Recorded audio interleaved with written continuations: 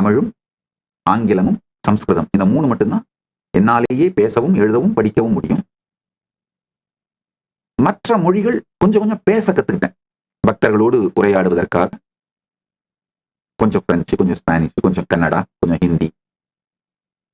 ஏன்னா என்னுடைய வாழ்க்கையில அவங்களுக்கு ஆறுதல் சொல்ல போறேன், அறிவுரை சொல்ல போறேன், ஆசி கொடுக்க போறேன், தீட்சை கொடுக்க போறேன். அதுக்கு மொத்தமா ஒரு 200-250 வார்த்தைகள் தெரிந்தால் போதுமானது. அந்த மாதிரி ஒவ்வொரு மொழியிலையும் அந்த 250 வார்த்தைகள் அதை உபயோகிக்கின்ற விதம் அந்த அளவுக்கு படிச்சு வச்சிருக்கேன். அவ்வளவுதானே தவிர எனக்காக நல்ல ஃப்ளூயண்டா பேச முடியும், எழுத முடியும், படிக்க முடியும் அப்படின்னா, நானே படித்து புரிந்து கொள்ள முடியும் அப்படின்னா இந்த 3 மொழி தான். தமிழும் சம்ஸ்கிருதமும் ஆங்கிலமும் தான். இந்த 3 தான். இந்த சாஸ்திரங்களை மொழிபெயர்க்கும் பொழுது ஒரு விஷயம்